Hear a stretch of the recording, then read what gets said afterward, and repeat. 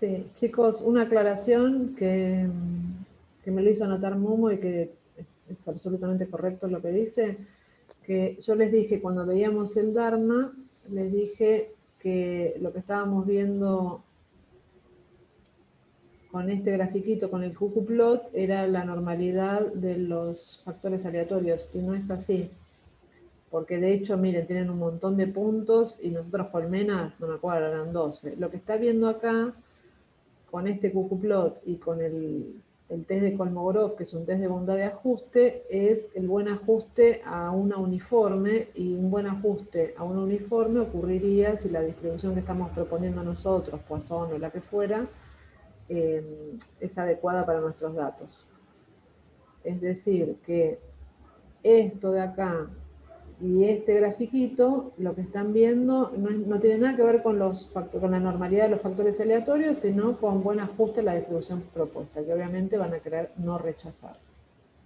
Si quieren ver la distribución normal de los beta J, los factores aleatorios, tienen que hacer un QQ-plot para eso y la prueba de Shapiro para eso, que se hace aparte, no la hace el Dharma. ¿Sí? Bueno, eso quería decir. Perdón. Ya lo arreglé acá y arreglé también, estoy terminando de arreglar lo de las comparaciones, entonces subo la versión corregida del PDF de esta clase. Perfecto. Bueno, empiezo a compartir yo. Abran todos, bueno, lo que ya les dije antes, ¿no? Vamos a ver la segunda parte del PDF que tienen, día 5, parte 2, que es el otro ejemplo. La idea es, vamos a repasar algunas cosas que ya vinieron viendo en la materia.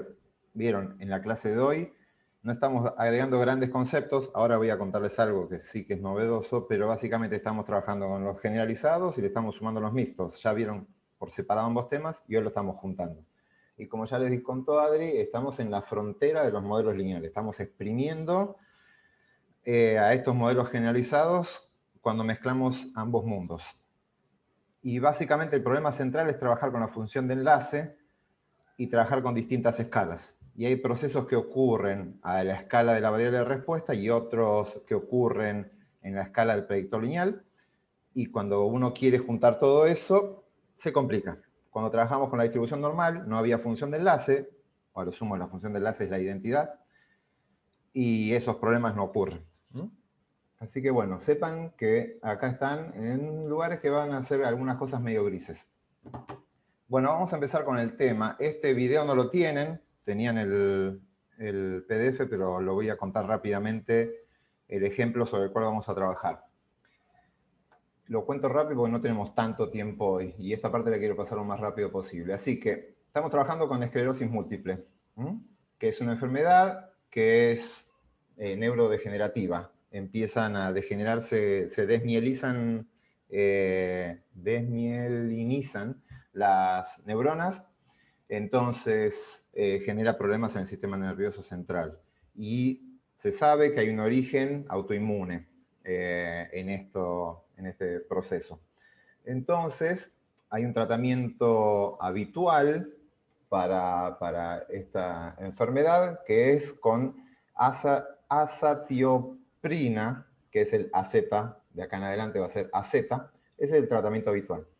Y lo que quieren probar es este otro, que el nombre es más complicado, metilprednisolona, de acá en adelante MP, que esta droga es un glucocorticoide que se lo utiliza en otras autoinmunes como el lupus y demás. Y quieren ver si este glucocorticoide ayuda al tratamiento para bajar la respuesta autoinmune. Así que tenemos ese objetivo, esa nueva droga o glucocorticoide. ¿Cuál fue el ensayo? Arrancamos con 150 pacientes, todos con esclerosis múltiples, y lo dividieron en dos grupos. A un grupo le dieron el AZ, que es el estándar, el clásico, y a otro grupo le dieron AZ más MP, que es el nuevo. Y eso lo siguieron durante 18 meses. Aclaro, no hay un control acá. Uno diría, ¿por qué no está el control a un paciente que no le dan nada? no sería lo más ético decir, bueno, vos te tocó control, te voy a suspender todos los procedimientos y posiblemente tengas mayores problemas en los próximos meses. Así que fíjense que en muchos trabajos con ensayos médicos no existen los controles. O sea, siempre el control es el tratamiento original y el tratamiento que uno propone es el nuevo, pero hace el nuevo contra el original, nunca contra la nada misma. Bien, acá viene el tema de la variable respuesta. Lo que miden, esto es interesante, porque justo lo que contábamos recién de la chica que habló antes, que medían un índice de nutricional de los peces, acá pasa algo similar. Fíjense, ellos para ver la respuesta autoinmune registran, tienen un índice que es este AFCR, que se relaciona con la cantidad de linfocitos en sangre periférica. O sea, tienen una medida de respuesta autoinmune. Pero después, esto lo miden varias veces, ¿sí? A los 3, 6, 9, 12, 15 y 18 meses. O sea, tienen medidas repetidas sobre el mismo paciente. Pero esa variable, fíjese lo que hacen, a la variable esta respuesta la van a transformar en un 1 si ese índice bajó. Recuerden que esto es respuesta autoinmune. Yo quiero que baje la respuesta autoinmune. Así que le voy a poner un 1. En la base de datos van a tener un 1 en los pacientes que respondieron. Y un 0 si no respondió, no mejora. De vuelta, pasé una variable que es continua a una variable que es dicotómica. ¿Mejoró versus no mejoró? Y para que recuerden esto, mejorar es que baje la respuesta autoinmune. Además, como todo estudio, registran otras cosas. Tienen la edad del paciente al momento que iniciaron el tratamiento y además si había recibido o no un tratamiento previo con algún otro agente. Esa variable recibió tratamiento previo va a estar codificada con 0 si no recibió nada y con un 1 si sí recibió. Rápidamente, ¿esto es un estudio experimental o observacional? ¿Es un experimento o es un estudio observacional? ¿Qué opinan?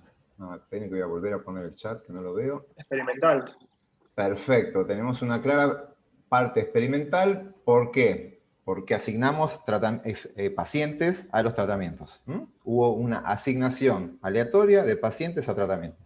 Así que claramente es un ensayo experimental. Pero ojo que además tenemos variables que no las asignamos nosotros. Esas son observadas. ¿Cuáles serían? Si recibió o no un tratamiento previo. Y también tenemos la edad. La edad. Perfecto. Esas son variables que serían como observacionales, que uno las usa de control, porque si las personas tienen distintas edades o si recibieron tratamientos, pueden afectar los resultados. Entonces son factores de control para eliminar confusiones. Y uno los va a incluir en el modelo para eso. Pero después la parte fija interesante es la experimental, que es el tratamiento con MP. ¿La variable de respuesta cuál es? Bajo o alto AFCR, algo así. Exacto. ¿Mejoró o no mejoró, si quieren? Lo llamamos así. ¿Mejoró o no mejoró? ¿Qué tipo de variable es esa? ¿Bernoulli sería? Exacto. Es dicotómica, uno iría por una Bernoulli, que tiene dos estados. Cada paciente, un solo paciente, me fijo en cuál de las dos situaciones cayó. Así que estamos en una logística, en principio, ¿sí? Y queremos explicar si la probabilidad de que un paciente mejore en función de un grupo de variables explicatorias que son las que mencionamos recién. La presencia de la nueva droga, el nuevo glucocorticoide, que lo tenga o no lo tenga, que es un factor, pero además controlándolo por la edad del paciente, por si recibe tratamiento previo o no, y qué otra variable aparece acá.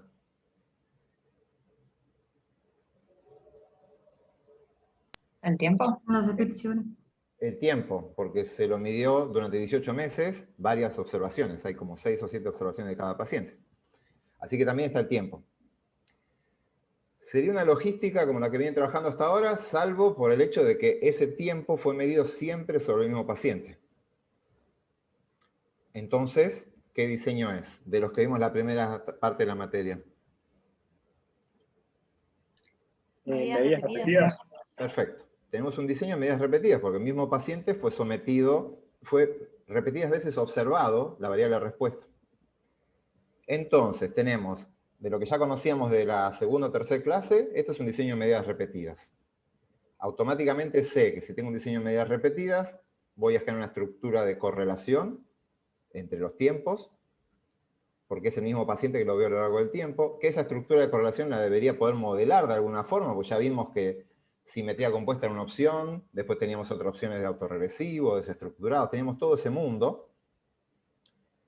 Y además, tenemos del otro mundo que vimos, la cuarta clase, que la variable de respuesta no es normal, sino que es Bernoulli. Bueno, hoy lo estamos juntando esos dos mundos, en un diseño generalizado, mixto.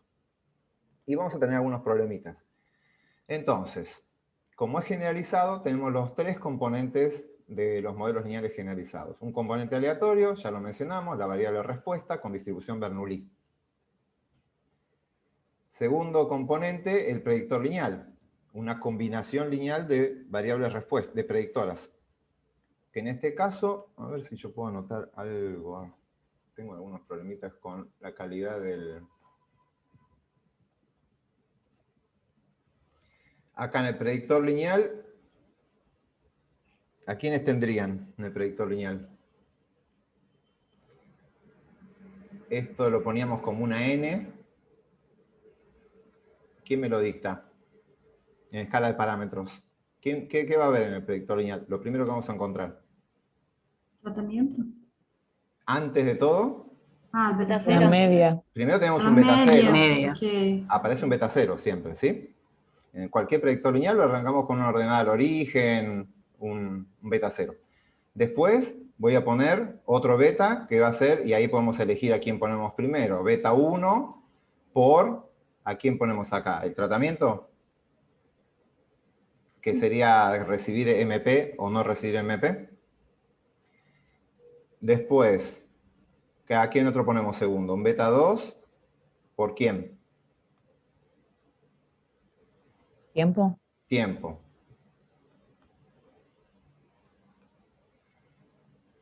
¿A quién ponemos después aquí?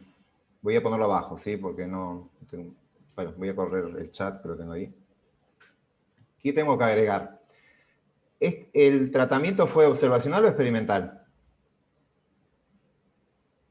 Experimental. Experimental. ¿El tiempo fue elegido al azar? ¿Los tiempos en los que lo medía fue decidido por el investigador? Decidido. decidido. Por lo tanto, ¿qué tengo que agregar sí o sí? La Si los dos interacción. son- la interacción. Si los dos fueron decididos por el investigador en forma experimental, acá tengo que poner un beta 3 de la interacción tratamiento por tiempo. Qué feo que se ve con este marcador. Bueno, no importa. Seguimos. ¿Qué más voy a agregar? Puedo poner un beta 4. ¿A quién puedo poner en beta 4? ¿Quién está modulando este beta 4? ¿Es aleatorio? ¿Los aleatorios? Esperemos un poquitito, nos quedamos en una parte fija. ¿La edad? La edad, por ejemplo. Esto es una E. ¿Y qué más? Y el tratamiento previo, Exacto. que podría haber recibido, ¿no? Exactamente. Beta 5, que sería un tratamiento previo. Vamos a llamarlo así. Trat P, que recibe dos valores. Es 0 o 1. ¿Recibió o no recibió? Esa es cualitativa. Entonces, todo este modelito es la parte fija. Esto ya lo deberían manejar. Acá no hay diferencia con todos los modelos con los que estuvimos trabajando. Este predictor lineal, en principio, no cambia nunca. Viene así desde la primera regresión múltiple que vieron al principio. Lo que va a cambiar es cómo se relaciona con la esperanza de la variable de respuesta. Eso sí va a cambiar, pero hasta acá está igual. Esta es la parte fija. Ahora sí, ¿qué más tengo que sumar? Que lo mencionaron recién. Acá, esto lo puedo trabajar como marginal o como condicional, las medidas repetidas, ¿se acuerdan? En la primera clase. Bueno, yo acá lo voy a encarar como condicional y después les voy a contar por qué. Vamos a encararlo como si fuera un modelo condicional.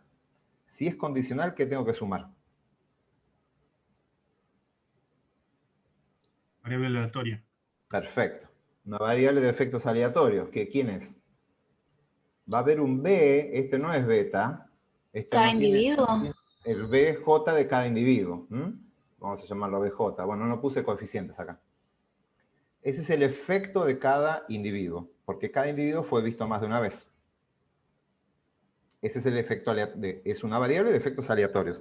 El nivel de esa variable fue elegido al azar, los individuos fueron elegidos al azar, dentro de personas con esclerosis múltiple. ¿Estamos hasta acá? Esto sería como repaso de la parte de mixtos. ¿Alguien tiene dudas de esto? ¿Problemas en identificar esto? Yo no, me olvidé que era beta 3 por, ¿qué habíamos puesto? El 3 es tratamiento por tiempo, es la interacción de los la interacción. identificados por el investigador. Perfecto, gracias. Sí, mi prolijidad no queda muy lindo con ese grosor de pincel, de marcador, perdón. No pude configurar el zoom para que lo cambie. Y el programa que estoy usando no me deja usar otro. Bien, predictor lineal es este. Cuando hagamos el modelo, tenemos que relacionar el predictor lineal, todo este predictor lineal, no directamente con la esperanza. Yo acá no voy a poder poner en esta parte de acá, en esto, no puedo poner la esperanza de I, como hacíamos antes. ¿Por qué? Porque se va a relacionar a través de una función de enlace. ¿Y qué función de enlace vamos a usar en este modelo? Ya necesito un coro de ángeles que me lo diga. La logística. La logit, se llama logit, que es el logaritmo de los odds. Así que vamos a tener una función de enlace que es logit, que básicamente es el logaritmo de la probabilidad de éxito sobre la probabilidad de fracaso. De vuelta, este concepto ya lo tenían, esta parte ya lo tenían, y lo único que vamos a hacer es, lo nuevo es que estamos usando una logit, pero con un factor aleatorio acá. ¿Hasta acá estamos? ¿Dudas hasta ahí? Voy a borrar este modelo. Estadística descriptiva. Acá está la base de datos, tiene un identificador de cada sujeto. Tenemos los tiempos, tratamiento previo, la edad, mejora o no mejora, que es nuestra variable de respuesta, y el grupo, si recibió AZ solo o AZ más MP, que están abajo. Una aclaración, fíjense esto, a este sujeto, el individuo 1, lo vieron en el mes 0, 12, 15 y 18, pero al individuo 2 lo vieron también en el mes 6 y en el 9, o sea, acá faltan datos, ¿lo ven? Está desbalanceado esto. En un modelo mixto lo podemos manejar. Los modelos mixtos manejan perfectamente estos tipos de balanceo, así que no va a haber problemas en manejar esto. Bien, acá está el summary, estadística descriptiva de cada uno de los tratamientos. Acá, fíjense, tienen la cantidad de personas de ceros, o sea, no mejoras con el tratamiento AZ, y la cantidad de personas que mejoraron, de observaciones, no de personas, de observaciones en las que se vio mejora cuando tuvieron AZ. Acá está pasado a proporción, y lo que me dice básicamente que con AZ tiene un 41, casi 41,5, es la proporción de observaciones en las que vieron mejorías. La autoinmune bajó. Y cuando trabajan con AZ más MP, ese número de 41% se fue al 51%.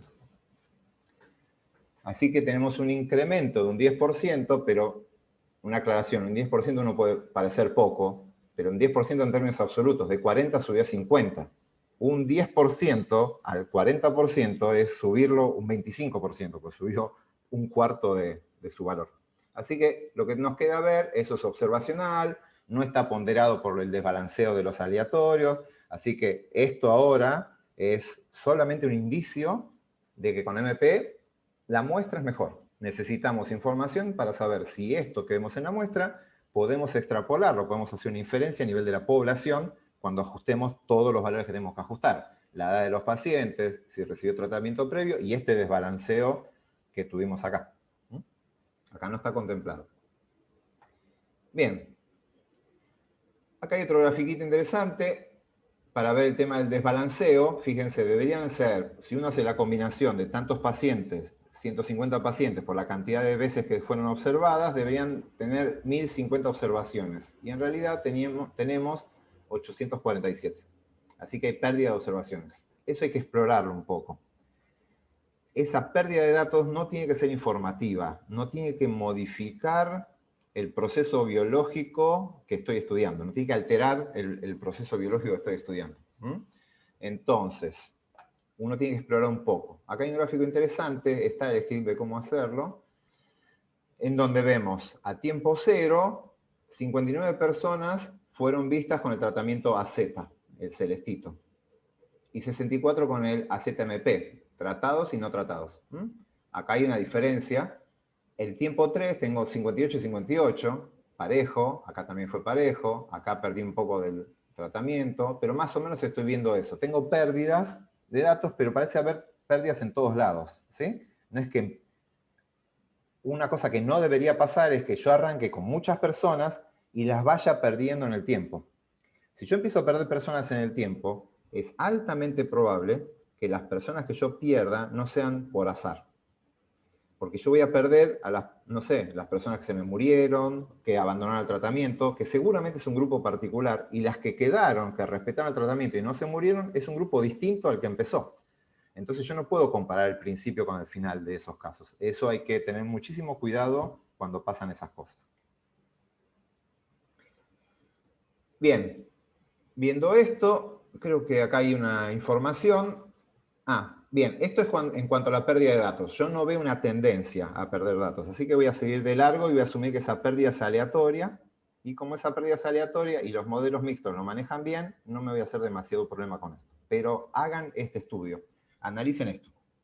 La pérdida de datos puede ser bastante informativa y ahí sí van a tener un problema. Disculpa, ¿me puedo hacer una consulta? ¿Sí? Por ejemplo, lo que decías recién, en mi caso yo estoy trabajando con clausuras y subparcelas, clausuras de exclusión de herbívoros. Y me pasa que las parcelas de afuera, o sea, a las que tienen acceso a los herbívoros, a veces se pierden en el tiempo. O sea, se pierden, no las encontrás más. ¿Eso cómo lo trabajarías? Porque ahí también es como el efecto, ¿no? Sí, porque esas enzimas son las que están afuera. Las que están afuera son distintas que las que están adentro. Entonces, ahí es informativo porque perdiste una porción particular de tus datos, no perdés aleatoriamente. Claro. Eso es un problema. Hay distintos modelos. Adriana tiene bastante experiencia con esto. No sé si está conectada, la podemos invocar, y si no, cuando aparezca la llamamos, porque ella también tiene pérdidas de chicos a lo largo del tiempo. ¿Estás ahí? Sí. Bueno, el problema acá, que es un caso interesante porque es pérdida informativa, o sea, no aleatoria de datos. Entonces, eso te puede generar un sesgo. Los que sobreviven son distintos que los que empezaron, tienen características distintas y te puede generar una confusión de los resultados. Hay métodos de imputación de datos, pero es bastante complejo cuando son informativos. Adri, ¿acá qué le recomendarías si está teniendo eso?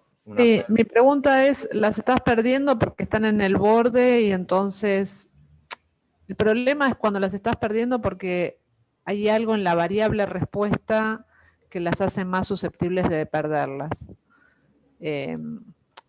A ver si se entiende. El ejemplo típico es, no sé, una variable que se mide en las encuestas a personas es el nivel de ingresos. Y en general las personas que tienen ingresos muy altos tienden a no declararlo. Entonces ahí tenés como un dato faltante que está asociado a la propia variable. Mi pregunta es, no sé cuál es la variable de respuesta que me dis vos. Estoy haciendo conteos de renovales y diversidad.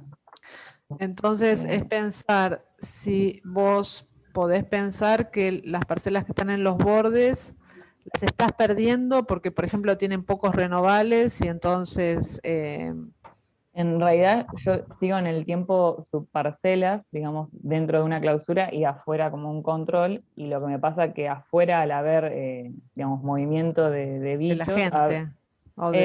De animales, de herbívoros grandes, las marcas de esas subparcelas a veces se pierden, o sea, las patean o pisotean. Pero es como un accidente, ¿te das cuenta? Es como un accidente, no es porque había algo propio que es lo que estás midiendo vos que los hace más atractivos o lo que fuera. Suponete que la diversidad de las plantas hace más atractivo al pisoteo, no sé, para que vengan las vacas, o al revés. Entonces te distorsiona la variable de respuesta. Vos lo que tenés son un tratamiento que es el control que va a estar más afectado que el que está en el centro. Claro. Vas a tener más pérdidas, pero dentro de ese tratamiento no estás perdiendo un grupo particular. Okay, Sí, a mí me parece que no es grave en este Ese caso. no va a ser tan importante. Yo pensé que era, dentro de ese grupo, tenés las más internas y las más externas, y las más internas capaz que la variable de respuesta es distinta que la externa, y ahí te modifica el resultado.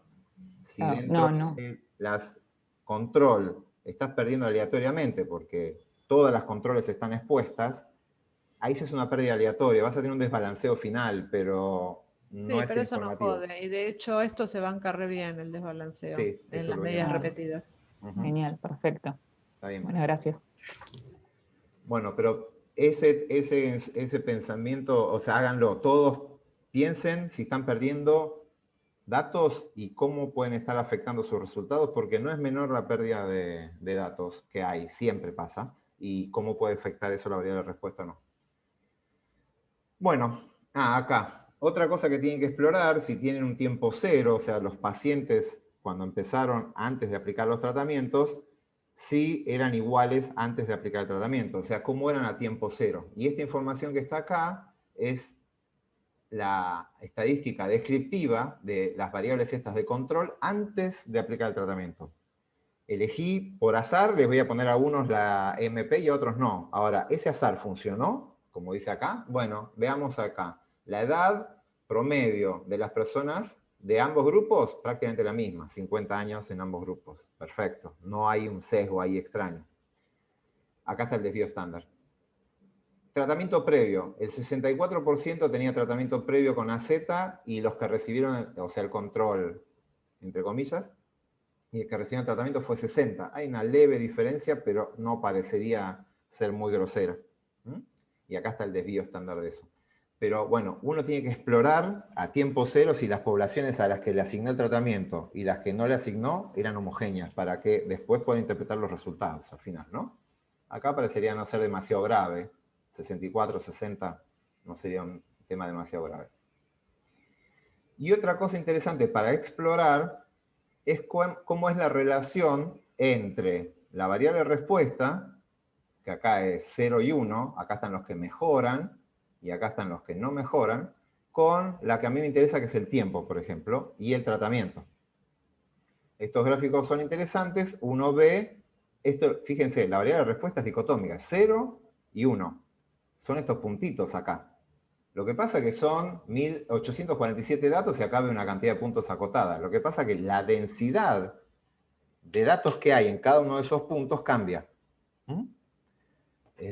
Lo que esto muestra es que en estos datos de acá, fíjense que esto es un suavizado que hace el programa. Acá uno le pide un suavizado y lo que hace es, seguramente lo que está pasando es que en estos puntos de acá hay mucha densidad de datos.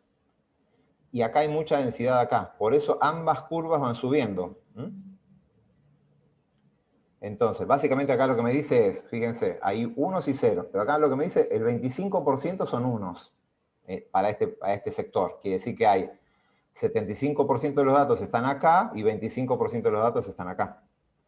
Cuando llego a este nivel, acá ya, para la naranja, 75% son unos. O sea, acá, en este punto, está el 75% de la muestra, mientras que acá está el 25% de la muestra. Eso es lo que me va graficando. Hay que interpretarlos así. Cómo va subiendo el porcentaje de unos a medida que aumenta el tiempo. Y acá lo voy graficando para cada uno de estos. Cuando uno mira estos datos, dice, ah, bien, ya veo que al principio están juntos y medio que se separan. ¿Sí? Entonces veo que hay un efecto y aparentemente ese efecto se va separando. ¿Quién creen que debería ir siendo significativa dentro del modelo que vieron? Viendo este gráfico. ¿A quién le pondrían fichas? ¿Perdón? No escuché. Y a la combinación nueva. La combinación. Sí, la combinación nueva parece ser más alta. ¿Pero siempre es más alta? No, bueno, a No, medida con que- el tiempo. Exacto. O sea que A la medida pasa el interacción tiempo. podría ser... Exacto, ahí la mencionaron. La interacción de la droga nueva con el tiempo, porque la droga nueva al principio no afectaría demasiado, o hay una magnitud de efecto que parecería ir incrementándose. Fíjense el delta que hay acá, y el delta que hay acá al principio. Obviamente, al principio no debería haber ninguna diferencia, pues antes. Pero incluso a partir del primer tiempo post-tratamiento, ya vemos diferencias, pero no tan, son mucho más chicas que las que vemos al final. Bien. Ese gráfico exploratorio ya estoy pensando que quizás haya una interacción significativa. Hay que verlo. Y otra cosa. Yo ya ahí veo que hay una relación lineal entre, más o menos lineal acá, esta quizás no tan lineal, entre la variable respuesta y la variable predictora tiempo, para cada uno de los grupos. ¿Me interesa esa relación? Si yo veo una respuesta lineal acá, ¿me dice que va a haber una respuesta lineal a escala del modelo o no? Perdón, voy a plantear la pregunta distinta. ¿Dónde pido una relación lineal? Recuérdense, son modelos lineales. ¿En este gráfico le voy a exigir una relación lineal, como hacían una regresión? No, era No, En la en escala el de gráfico en la predictor lineal. escala, eso. Excelente. En el gráfico, si yo quiero una relación lineal acá, voy a anotar, la relación lineal no la quiero en esta variable, sino que quiero al tiempo, acá, pero con el logit de pi, o de la estimación de pi. Ahí quiero relaciones lineales que pueden ser paralelas o no paralelas, pero ahí quiero rectas. A escala de logit pido rectas. No estoy pidiendo rectas a escala de la variable de respuesta. ¿Por qué? Porque la variable de respuesta está acotada entre 0 y 1. Es imposible que haya una relación lineal a escala variable de respuesta. Quizás, si están trabajando con probabilidades chicas, si ustedes trabajan con rangos de valores ahí adentro, puedan ver algo que parezca una recta, pero ustedes saben que esta recta, a que esto parezca una recta, fíjense que esto se tiene que hacer asintótico, no puede seguir bajando, pues no puede ser negativo. Y acá también tiene que ser asintótico. ¿Mm? Así que no busquen relaciones lineales cuando están graficando la variable respuesta. ¿Mm? Sí tienen que buscar relaciones cuando grafican el logit de la variable respuesta. Y eso es un gráfico que ustedes podrían llegar a hacer, pero es un poquito más complejo de armar. ¿Mm? Deberían hacer gráficos en donde hagan el odds, o sea, calcular para tiempo cero el odds de la z, el odds observado en función de la cantidad de éxitos y cantidad de fracasos que encuentran acá, a tiempo cero, cantidad de éxitos para el grupo celeste, cantidad de fracasos, calculan el odds, le hacen el logaritmo y van graficando eso. Lo hacen para el tiempo 1, el 2, el 3, y después lo hacen para el azul. Con todo ese laburito van a generar este gráfico. Y con este gráfico van a ver si la relación es lineal o no. ¿Puedo hacer una pregunta, Sí. Gerardo? Por ejemplo, si yo tengo un estudio que es observacional, Sí. ahí yo tengo así, una hipótesis que hay una relación. Si yo miro en el gráfico y no veo esa relación lineal, yo ni pongo en el modelo, como ni intento. Mismo que yo tenga no sé, una relación biológica que pueda explicar esto, pero si yo no veo esta relación, yo no incluyo en el modelo. ¿En qué sí, gráfico? O sea, primero, por ejemplo, tienen que tener un ojo muy entrenado. O sea, si ven la relación, es bastante claro que después la van a encontrar. A veces uno no ve la relación porque hay varias confusoras acá en el medio. ¿Sí? Ojo con mirar una muestra y tratar de decidir si entra en el modelo o no. Varias cosas para analizar. Primero, ¿en qué gráfico buscarías la relación lineal? ¿En el que dibujé yo o en el que está dibujado? en que vos En el que yo hice, ¿sí? En este. En este buscarías relaciones lineales. Si acá ya ves curvas muy marcadas, hay que ver que quizás tengas que poner un término cuadrático o ir a modelos no lineales o los aditivos, algo que se va del curso. En este gráfico, repito, en este de acá, no busquen relaciones lineales, no la van a encontrar. O puede de casualidad que la encuentren, pero no necesariamente, no indica nada. Después, otra cosita. En este gráfico, con los datos observados, estamos mezclando edades diferentes, datos con edades diferentes y encima hay un desbalanceo, que quizás en esta parte no están los más jóvenes y están los más viejos y uno ve una panza, algo no lineal, y es porque simplemente en ese grupo hay muchos de mayor edad que de menor edad. O justo ahí hay más con tratamientos previos que no previos. No sé, pueden pasar un montón de cosas. No está ajustado por la edad ni la presencia de tratamientos previos. Si estuviera todo balanceado no debería ser demasiado problema, pero como acá vemos que está desbalanceado, puede llegar a generarte deformaciones, el observado, que te pueden hacer pensar que no hay una relación lineal y quizás es esto, el desbalanceo. Entonces, mi recomendación, hagan el estudio, corran el modelo, si ya tienen una hipótesis previa y diseñaron un experimento, bueno, en una observacional, entiendo, en un experimental lo tienen que hacer sí o sí. En el observacional, podés explorar el gráfico, pero yo intentaría agregarla, ver si esa variable modifica la IC del modelo, o sea, hace el modelo mucho más verosímil a pesar de la complejidad. Si eso lo logran, ahí lo empiezo a estudiar. Si no lo logran, es más, y vos sospechás que hay un efecto, buscaría ponerla también al término cuadrático, o a lo sumo, ahí ya me pasaría a estos modelos no lineales. Pero no siempre es tan fácil de ver, y sobre todo con los mixtos, tan claro como en los gráficos descriptivos, qué es lo que va a pasar con el modelo final. Si ya tenés la pregunta, hacelo el modelo, y después te fijas si eso tiene un impacto significativo. Perfecto, gracias. ¿Qué más de acá? Bien, avancemos.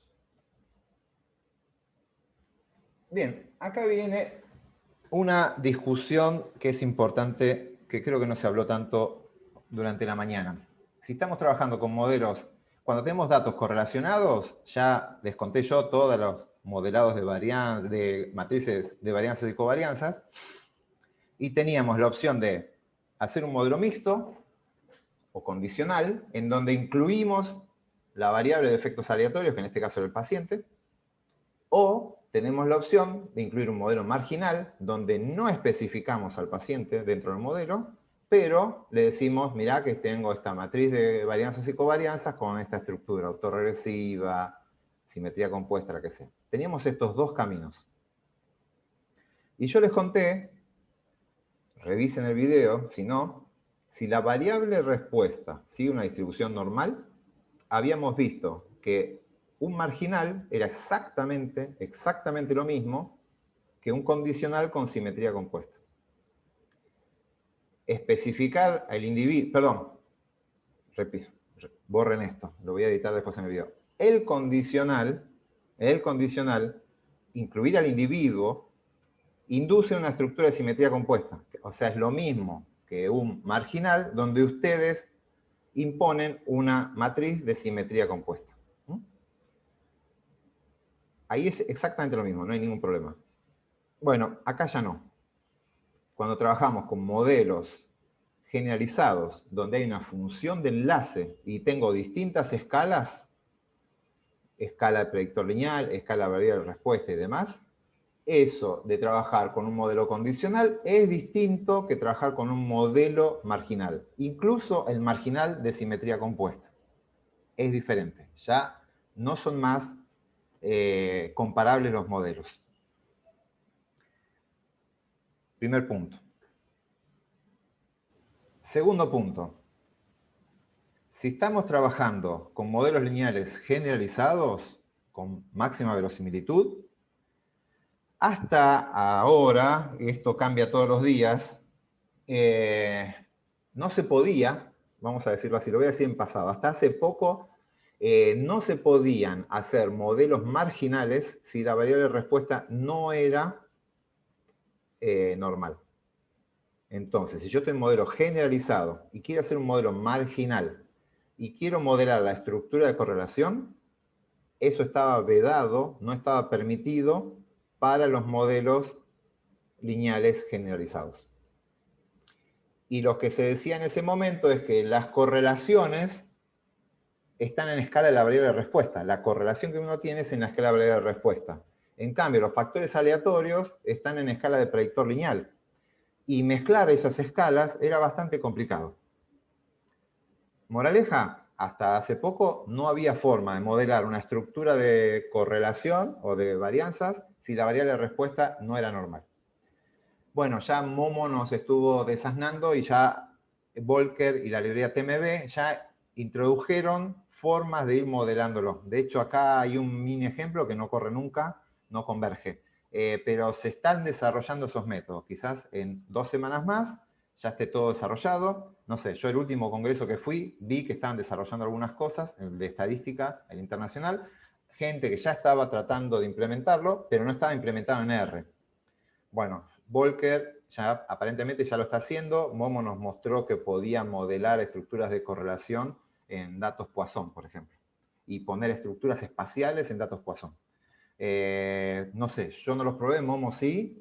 Como les dije, nuestro Marco Polo, él se va de expedición hacia el inframundo de estos modelos y después vuelve, cuando vuelve, y nos trae estas novedades. Así que, pero bueno, si yo les cuento lo formal, lo estable, si todavía agarran los libros de texto, van a tener este problema. Que no van a poder modelar la estructura de correlación en un modelo generalizado.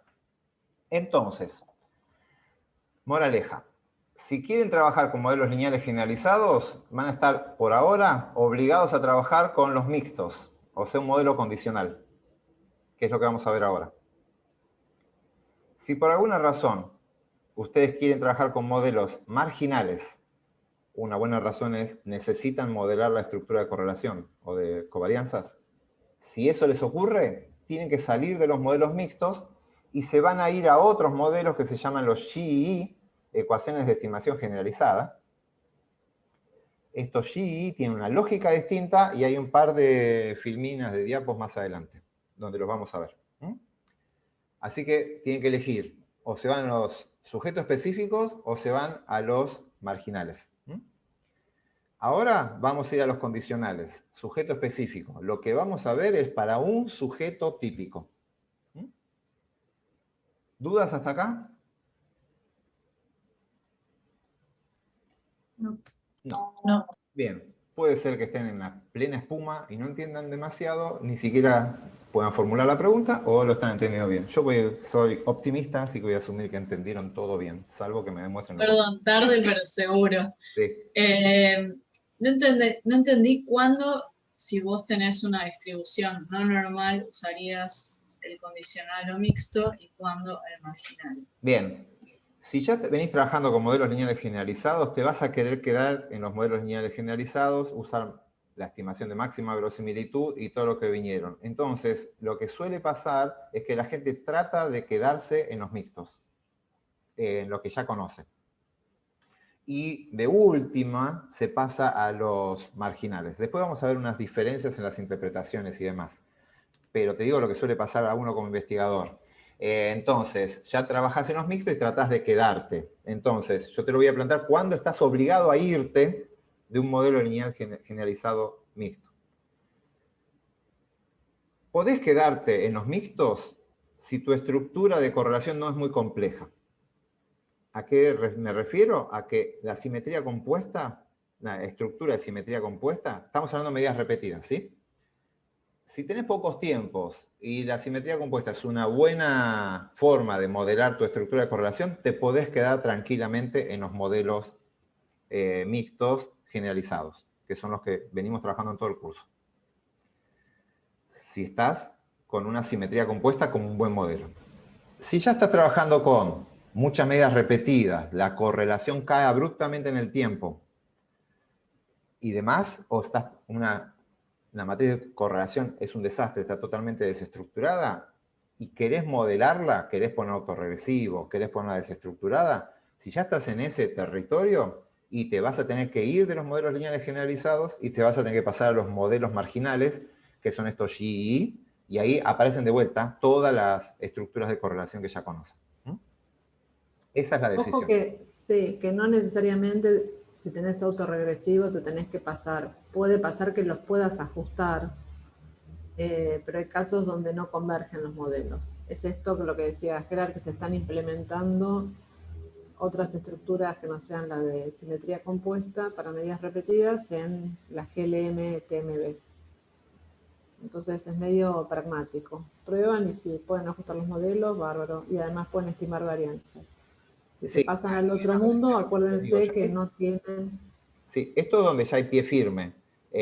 Los condicionales funcionan bien en GLM. Lo que les decía, Volcker está desarrollando esto y quizás lo prueban en 6 meses y todo mejoró y demás. Yo hasta ahora las que probé no convergen. De hecho, el de acá no converge. Igual después les voy a proponer hacer algún cambio a ver si lo logran que converja. Pero quizás en breve todo esto, en un año, el del año que viene, ya les modelamos todas las estructuras de correlación dentro de los GLM y está todo bien. Esto es hoy. Y eso es lo que van a encontrar en lo que son los libros de texto. El problema de los libros de texto es que se desactualizan rápido ahora. Por eso uno termina viendo estas cosas en foros, donde alguien lo está desarrollando. El problema es que lo desarrollan, sale, uno lo encuentra, se pone a analizar todos los datos con eso, y dentro de 3 meses alguien sale y dice, che, eso que subió tal no sirve porque mira, pasa esto, esto y esto. Y uno capaz que ya se mandó como un caballo a hacer todo eso. Entonces, nada, esto de R es genial porque alguien lo inventó en Francia y a los 2 días lo estás implementando vos con tus datos, porque lo subió, lo analizás, pero quizás en 5 días sale otro en Noruega y te dice, ojo que lo que hizo el francés está mal por tal cosa.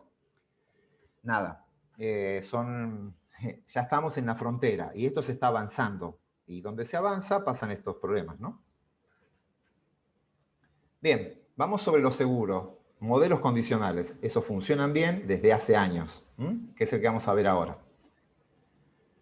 Modelo condicional, acá ya lo charlamos, así que acá aparece escrito, pero está el resumen de todo. Repito, modelo lineal generalizado condicional para una variable de respuesta Bernoulli. Variable de respuesta, mejora o no mejora, distribución Bernoulli. La esperanza de la Bernoulli es pi, lo que voy a modelar es la probabilidad de mejora. La varianza es pi por 1 menos pi. Nada, esperanza y varianza de la Bernoulli. Función de enlace que voy a usar es la logit. Por lo tanto, y el logit, acuérdense lo que es el logit, es el logaritmo del odds. Y el odds que está acá es probabilidad de éxito sobre probabilidad de fracaso. El logit es el logaritmo de este odds. Y este logit es el que se relaciona con el predictor lineal. No es la esperanza de pi, sino el logit de pi. Y es lo que ya escribimos antes. Ordenar el origen, el efecto del MP, el efecto del tiempo, interacción tiempo por MP, edad, tratamiento, y como buen modelo condicional aparece la parte aleatoria como un B sub J, intercepto aleatorio. Voy a suponer que hay individuos que tienen una mayor probabilidad de que les dé mejora y otros tienen una menor probabilidad de que les dé mejora. En realidad el logit de mejora. Acá está la escala de odds. Si ya lo paso a escala de odds, ¿qué tengo que hacer? Sacar el logaritmo o la inversa del logaritmo. Así que está lo mismo, pero con la inversa del logaritmo. Y ahora lo que tengo que el odds se relaciona con E a la predictor lineal. ¿Qué más? Y acá está en escala la variable de respuesta. La tercera escala de las Bernoulli. La esperanza de I, es decir, pi, se relaciona con esto, que es la inversa del logit. E al predictor lineal sobre 1 más E al predictor lineal. Nada, son los 3 cambios de escala con los que ya están acostumbrados a trabajar en las logísticas. Bien, esto es un diseño de medidas repetidas. Lo que hicimos fue incluir al paciente como factor aleatorio y estamos induciendo una estructura de correlación de simetría compuesta. No la vamos a poder cambiar, en principio. Y acá aparece el factor aleatorio que tiene... tenemos que estimar 6 coeficientes, 6 betas, son 5 betas más el beta 0, son 6 betas que tengo que estimar, más la varianza de los pacientes, que es el factor aleatorio. ¿Dudas de esto? Acá no hay nada nuevo. Si alguien tiene dudas de Bernoulli, es acá. Bien, si no hay dudas, sigo. Corremos el modelo. Cuando en el script, creo que puedo pasar mi script. Acá vi una cosa. Estos son figuritas, están hechos muy básicos, pero es cuando lo doy odds y probabilidades en Biome 1, pero me sirve ver este dibujito. Son 2 segundos.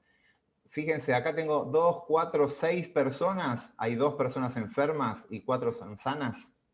Quiero ver la diferencia entre una probabilidad y un odds. Si yo calculo la probabilidad, ¿qué hago? 4 sanos de 6 enfermos. 4/6. Me queda 67% de las personas son sanas. Si lo trabajo como odds, lo que hago ya no es dividirlo sobre el total, sino que hago sanos sobre enfermos. Y el odds de sano es de 2. La ventaja de ser sano es el doble que la de ser enfermo. Que la de ser enfermo. Eso me dice el odds. Y esto es lo que me dice la probabilidad. El 67% de las personas están sanas, o sea, yo tengo una probabilidad de 0,67 de estar sano.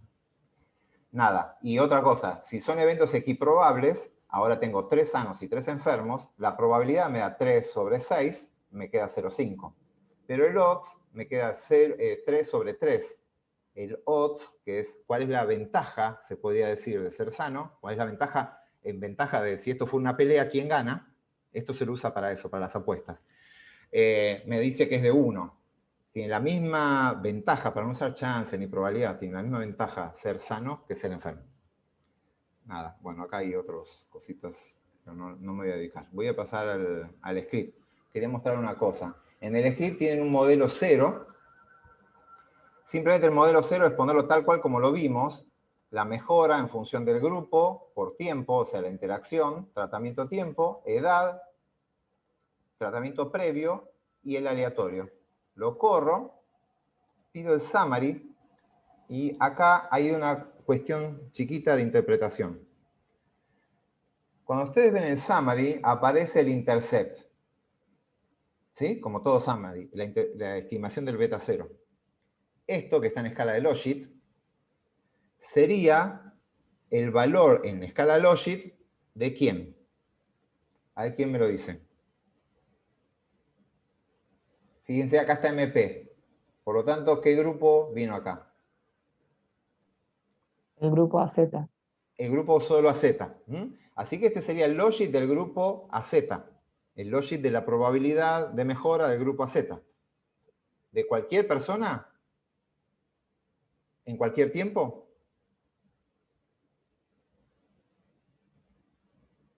No. ¿En qué tiempo es? ¿Tiempo 0? Claro, fíjense que está tiempo acá. Tiempo está entrada como continua. Ahora voy a discutir un poquitito sobre esto. Acá tiempo entró como continua, solo hay una pendiente. Sería para el tiempo 0, cuando todas las continuas valen 0, son ordenadas al origen. Para tiempo 0. ¿Y para qué edad?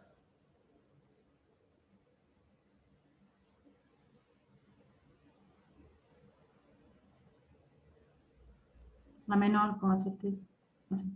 Para la edad, 0. Yo entré la edad, y esto va a la ordenada al origen, tiene que ir a la edad 0. Por lo tanto, este logit que está acá representa la probabilidad, el logit de la probabilidad de mejora para una persona que recibió control, o sea, el AZ tradicional, a tiempo 0, pero que esa persona no nació. O sea, que esa persona tuviese una edad de 0. Está extrapolando hasta la edad 0. Ese logit no es interpretable. No se puede interpretar ese valor. Si yo desestandarizo eso y lo llevo a una probabilidad, me va a decir cuál es la probabilidad de que una persona mejore en esas condiciones, y no existe porque es una edad 0.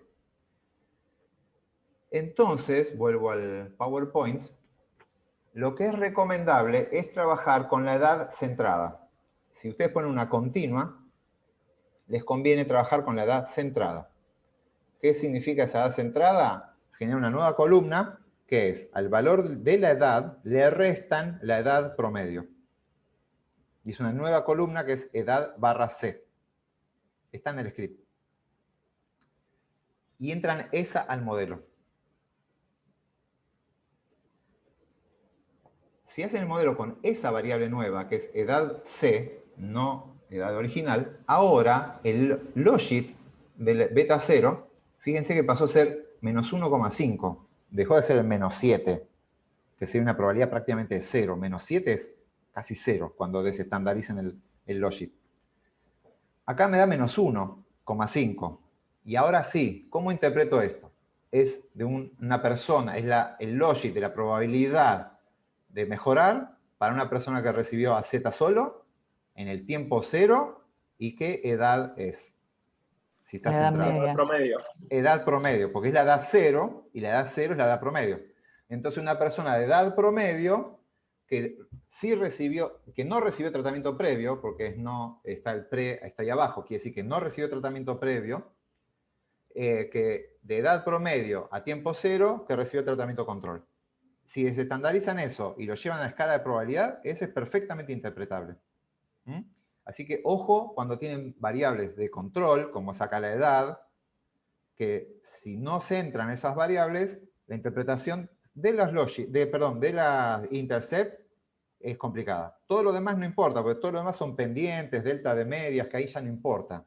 Donde sí importa es en el intercept. ¿Quedó claro esto? Bien, entonces, ahora tenemos la edad centrada, tenemos datos de verosimilitud. Acá aparece el efecto aleatorio, el individuo como factor aleatorio, su varianza y su desvío estándar. Y acá me dice que tengo 847 individuos, 150 individuos y tengo 847 observaciones. Eso chequéenlo con sus datos, a ver si entraron bien todo y está bien codificado el ID. Eso tiene que darle ahí.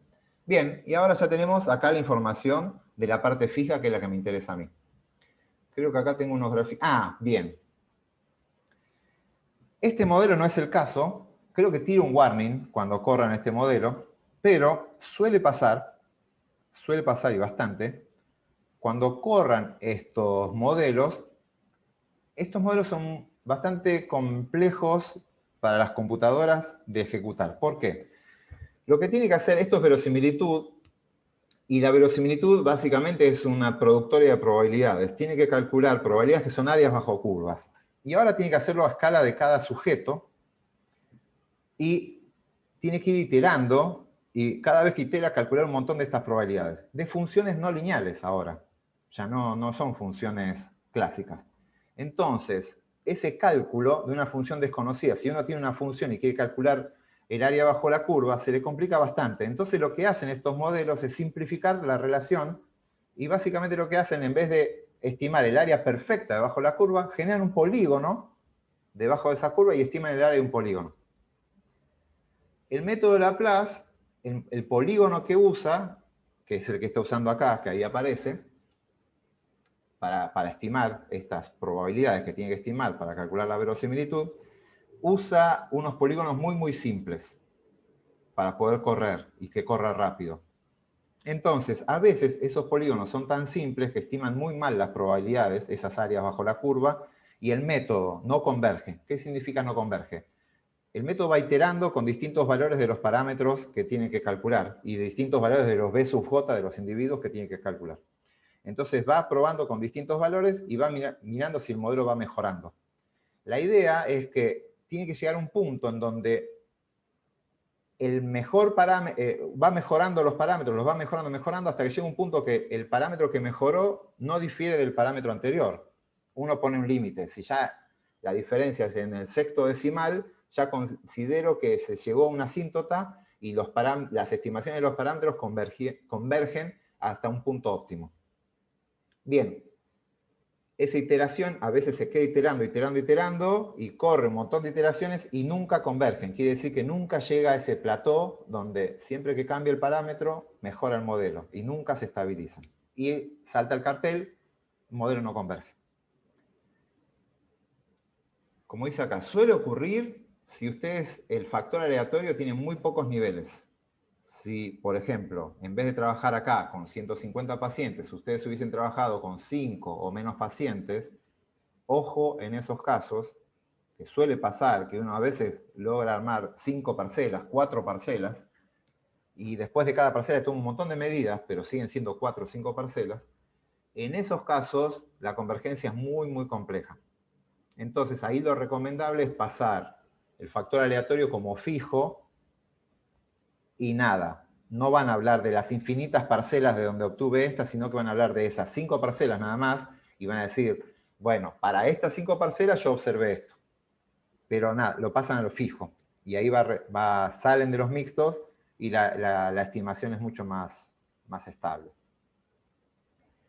De lo contrario, si tienen suficientes valores aleatorios, tienen la opción de hacer lo siguiente, de cambiar el método de iteración. Lo voy a contar muy por arriba, muy por arriba, pero básicamente el método, en vez de usar el de Laplace, usan el de Gauss-Hermite, la cuadratura de Gauss, que se llama. Y acá hay un ejemplo. Básicamente, ustedes tienen una función que es desconocida. Ni siquiera saben cuál es la fórmula para poder hacer la integral.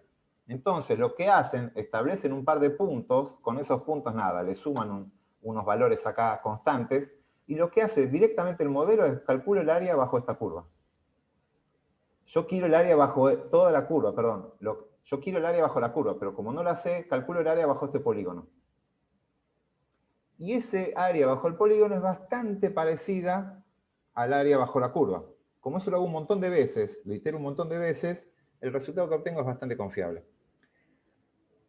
Lo que pueden ustedes controlar con la librería LM4 es cuántos puntos de cuadratura tienen. Cuán complejo es el polígono que arman. Obviamente, si yo pongo un cuadrado, el ajuste va a ser pobre, pero si ya pongo un polígono, un pentágono, le van poniendo cada vez más puntitos, el ajuste de esa curva se va haciendo cada vez más parecido. Y la estimación de cada probabilidad va siendo más confiable. Pero tiene un costo, que eso lo tienen que hacer miles de veces. Entonces, estimar el área de un polígono chiquito, de pocos lados, es mucho más fácil que un polígono complejo. La computadora explota, se recalienta, tarda un montón de tiempo. Si tienen una super máquina que se la banque, nada, pongan ahí la cuadratura, el NaGQ, que es la cantidad de puntos que ustedes pueden hacer, pueden subirlo y pueden ver si un modelo que no converge empieza a converger. Creo que hay alguna pregunta en el chat. No sé. ¿Momo o no? ¿Alguien escribió? Ah, no, está contestando Adriana a un chat interno. Bien. ¿Se entiende la idea de esto? Nada, acá ustedes pueden toquetear la cantidad de parámetros, pero sepan que les va a tardar más la computadora en correr y puede que se les cuelgue la máquina. En este ejemplo, fíjense, acá está corrido con una cuadratura más compleja, con 5 puntos, en vez de la de Laplace, y los resultados cambiaron. Vuelvo para atrás un segundito. No sé, el grupo tratado tiene una estimación de menos 0,054, y con el otro método es menos 0,057. Está cambiando en el tercer decimal. Nada. Estos modelos convergen bien. Si ustedes comparan las dos salidas, van a ver que las estimaciones son bastante buenas. No cambian cambiándole el método de estimación. Pero cuando trabajen con sus datos, puede que esto les salve el problema de convergencia. ¿Dudas? Si no hay dudas, prosigo. Bien. La otra librería que pueden usar es la que les comenté, la de Volcker, la TMB. En la TMB usa por defecto Laplace, no tienen formas de cambiarle que yo sepa, quizás Momo, que está por ahí, ya lo encontró, o en alguna de sus expediciones a los confines de Volcker y sus chats y redes sociales, en algún momento lo encuentre y nos diga cómo cambiar la cuadratura de Gauss-Hermite en TMB. Por ahora, TMB no... Ahí está diciendo Momo que no. Por ahora no encontré una forma de cambiarle la cantidad de puntos en esta librería. Esa sigue siendo una ventaja de LM4. ¿Qué tienen acá? Esta es la salida, nada. Acá está la parte aleatoria, que ya la charlé antes. Acá está la varianza de los individuos, de los pacientes. Y acá está el desvío estándar, o sea, simplemente la raíz cuadrada de eso. Acá están preguntando si tienen dos efectos aleatorios. Sí, los pueden tener dos efectos aleatorios. Pueden tener una estructura jerárquica mucho más compleja. Lo que tienen que hacer es identificar muy bien y es central cómo ustedes codifican a sus individuos. Si ustedes tienen, en vez de individuos, estos individuos están agrupados en una familia, por ejemplo, vamos a suponer que hay un tema genético y hay familias que todos los hermanos tienen problemas de esclerosis múltiple, entonces tienen individuos que tienen varias mediciones y encima esos individuos están adentro de una familia y esos están en una ciudad que es distinta. Bien, ustedes pueden tener y pueden ir sumando factores aleatorios. Algunos son con medidas repetidas, otros no, unos están cruzados, otros no, pero si ustedes tienen bien codificado, pueden probar con el método más simple que es sumar todos los factores aleatorios y ver si el modelo converge y anda bien. El problema que puede pasar, sí, un segundito, es que si tienen muchos factores aleatorios distintos, que pueden aparecer interacciones aleatorias que son bastante complejas. Sí, ¿qué querías preguntar? ¿Y qué pasa con la estructura de correlación que se induce entonces? No, ahí es bastante compleja, pero acuérdense, la estructura de correlación se va a inducir sobre la parte que tenga medidas repetidas. Sigue estando el tiempo el que tiene las medidas repetidas. Si los otros son aleatorizados, o sea, no, cada individuo fue medido a lo largo del tiempo, pero no es que la familia, el individuo uno es del tiempo 1, el otro del tiempo 2, ya la familia no tiene un efecto en el tiempo. Al que se dice a lo largo del tiempo es al sujeto. Si estás en esos casos, no pasa nada, la estructura de correlación sigue siendo la del tiempo. Simplemente que en la parte aleatoria es un poquito más compleja, pero la otra parte aleatoria, la que está aleatorizada. Hay ejemplos de doble medida repetida. Ahora no se me ocurre con este. Pero puede haber una que tengan doble medida repetida, y ahí sí, la estructura de correlación, ya yo me iría de acá de los modelos estos y trataría de modelarla en los GE.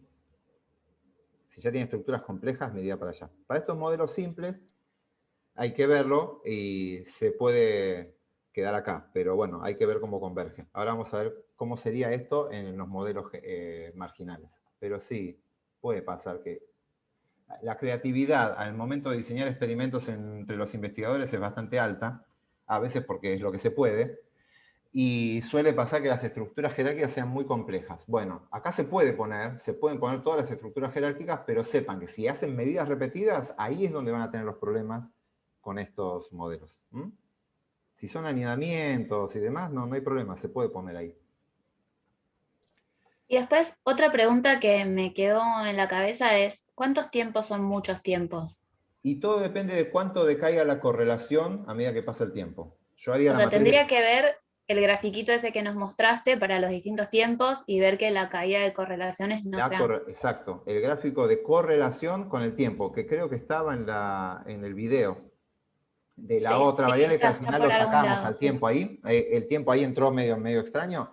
Bueno, acá el tiempo es bien claro, y ustedes deberían hacer una correlación entre los sujetos, entre el tiempo 1 y 2, de cada sujeto entre el tiempo 1 y 2, el 2 y el 3, 3 y 4, hacen la matriz de correlación y van viendo si ese coeficiente va decayendo.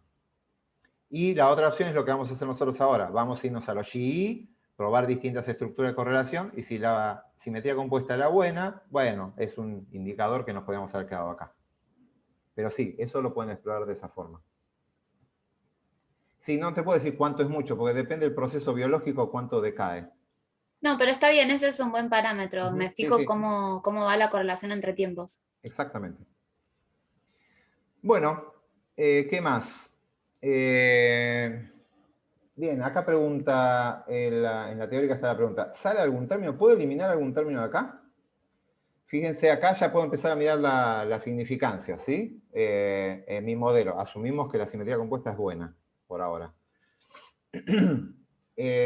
Acá tenemos el drop, que me dice si elimino alguna de alguno de estos factores, qué pasa con el AIC del modelo. Acá está el AIC original del modelo completo. Si saco a la interacción, el AIC sube. Si saco este tratamiento, también sube, pero bueno, de vuelta, sacar algunos de estos dos no tiene sentido esa interacción, ¿no? No tiene sentido dejar la interacción y sacar... Ah, no, perdón, este se da y estos no están en la interacción. Genial, no pasa nada acá.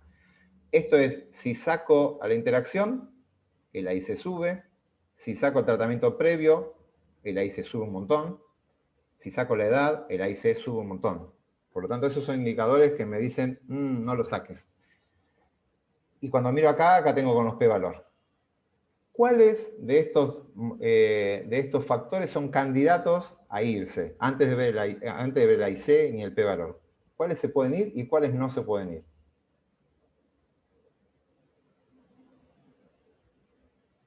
¿Cuáles sí podría sacar? Antes de ver los p-valor. La edad. La edad. Y el tratamiento previo. Exacto. Esos son observacionales. Yo agarré, medí eso, como podría haber puesto el DNI de la persona o el número de los 3 últimos números del teléfono de la persona que se está haciendo, del paciente que se está tratando. Y yo lo podría poner modelo y seguro eso no me va a dar nada. Y nada, capaz que tiene un marco teórico, que el tipo de teléfono afecta a la respuesta. Bueno, lo puedo poner ahí, no da significativo, lo saco del modelo. Ahora, ¿qué pasa si la interacción me da no significativa? ¿Sale o se queda? No, se tiene que quedar. En este caso se tiene que quedar porque el tratamiento es fijo y los tiempos que eligieron para medir también. Ahí vamos a tener una discusión, porque quizás los tiempos podés decir, bueno, yo los medí en esos periodos, yo no generé el tiempo ya estaba generado y yo simplemente fui y medí. Pero bueno, estamos en la parte bien experimental del estudio, por las dudas, lo dejan, en este caso hay que dejarlo encima porque es significativa, pero esas yo no me pondría a sacarlas. Tampoco sacaría el tiempo, ni sacaría el tratamiento, obviamente. Quedan no significativos, quedan no significativos. Bien, acá empezamos a mirar cómo es la relación, como dice acá, entre las variables. ¿Sí? Acá está el intercept. Sí, el intercept, acuérdense, era un sujeto que no recibió MP. Si recibo MP, ¿qué pasa con la probabilidad de mejora? No con la probabilidad de mejora, con el logit. ¿Puedo mirarlo acá? No, porque te dio significativa la interacción. Bien, ojo con eso. Si yo lo miro acá, lo estaré viendo para el tiempo 0 a lo sumo. En el tiempo 0 me dice que no hay ningún efecto del MP. ¿Ven acá? Perdón, no en el tiempo. Sí, en el tiempo 0 y para una persona promedio, de edad promedio. A ese tiempo no hay diferencias, pero sabemos que la interacción es significativa. Esas curvas se pueden estar separando y a partir de un determinado tiempo sí. Por lo tanto, ojo con este efecto que no es significativo, eso sería para el tiempo 0. Vamos a verlo, esto está en un grafiquito acá. ¿Cómo hago para correr esto? A ustedes les sale este cartelito que me aparece a mí acá, ¿no? ¿Lo están viendo también? Ahí se fue. Fíjense, si yo muevo el mouse me va a volver a aparecer, así que no lo voy a mover por un ratito mientras veamos este gráfico. El gráfico de abajo, vean que tienen el tiempo y el logit. Esto está en escala logit.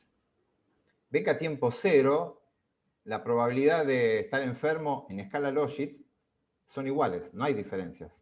Eso es lo que vemos acá en el efecto del MP que vemos ahí. Ahí no hay efecto. Pero a medida que pasa el tiempo, las diferencias se van incrementando. Por lo tanto, ese coeficiente sirve para una situación muy puntual, a tiempo 0. Pero nada, a mí no me interesa, porque a tiempo 0 obviamente eran iguales. Así que lo que me interesa es ver este efecto para la parte fija. Este efecto que está acá. Y este efecto, ¿qué es lo que me dice? Vamos a analizar esto. Esto es repaso de regresión múltiple, ¿eh? No estoy haciendo nada nuevo. Voy a anotar acá. Este efecto que está acá es el efecto del tiempo. Este coeficiente, ¿qué me dice? 0,17, ¿qué es? A ver quién me lo dice. No es fácil, ¿eh? Pero vamos, les tengo fe. ¿No es el beta? Esa es la estimación del beta. Pero ese beta, ¿qué me dice? ¿De qué habla? Del proceso biológico. Vamos a hablar de esclerosis múltiple y de la variable de respuesta, en qué escala está y demás. ¿Y qué me está diciendo? Aumenta el logaritmo de odds. Del odds, o sea, el logit se incrementa por cada incremento en una unidad de tiempo. Claro. El logit se incrementa en 0,17. Ajá. ¿Para cualquier persona? Creo que es para las que todo lo demás lo tienen fijo, digamos, en 0. Bien, o sea, para una edad 0, pero como está centrada es una edad promedio.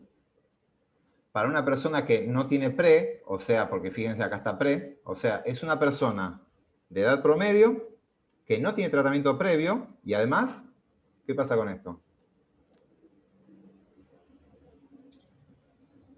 Interacción. Fíjense, la interacción es el cambio en el tiempo por la presencia de MP. Por lo tanto, es ¿sin quién? Sin el MP. Sin el MP. Es para el intercept. Con el intercept, ustedes tienen la ordenada al origen del tratamiento que acá aparece como 0. Y este tiempo es la pendiente en escala logit del que no recibió MP. Del control sería, nuestro control. Esa es la pendiente. Me habla de esta que es la de 0. Es este cambio que aparece acá. ¿Cuánto sube el logit por una unidad de tiempo que sería un mes? ¿Todos lo tienen esto? Cuando aparezca la variable continua, es la pendiente, pero del que entró en el control, el que está en el intercept. Quiero que me emocionen hasta las lágrimas. ¿Quién me dice cuánto cambia, viendo esta tabla de parámetros, cuánto cambia el logit de una persona que recibió MP por cada mes que pasa? ¿Cuánto cambia el logit? 0,07. 0,07. No, no estoy llorando de alegría. Lloro, pero de otra. A ver, 007, ¿qué es? ¿Es una pendiente? Fíjense acá hay 2 puntos. ¿De qué está hablando acá? Interacción. Una interacción. No es una pendiente la interacción. Es un cambio de pendiente. Creo que tenemos que tener en cuenta las dos cosas a la vez. Hay que hacer el 0,7 sumado al 0,07. El 0,17 más el 0,07. Este 0,24 es la pendiente de esto. La interacción es un cambio de pendientes. Si estoy en una quali y una quanti, ¿sí? Acá tengo el tiempo que es cuantitativa y el MP que es cualitativa. La interacción entre esos dos me habla del cambio de pendiente. Por lo tanto, acá me da la pendiente del control, 0,17, y la otra, si me paso a la otra recta, la pendiente del logit sube 0,07. Sube 0,07. No es 0,07. Por lo tanto, la pendiente del azulito es 0,24.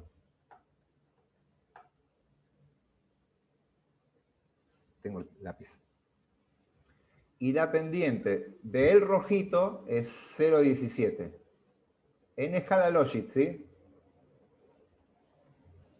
¿De dónde sacaste el 0,24? Ah, sumé 0,17 más 0,7. De ahí, si hice la suma bien, eso es 0,24. ¿No?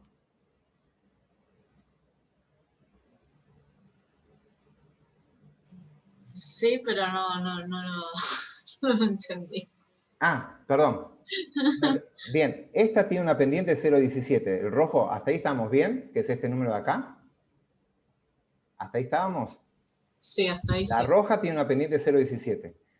La interacción, este valor de acá, este 0,07 es un cambio de pendiente.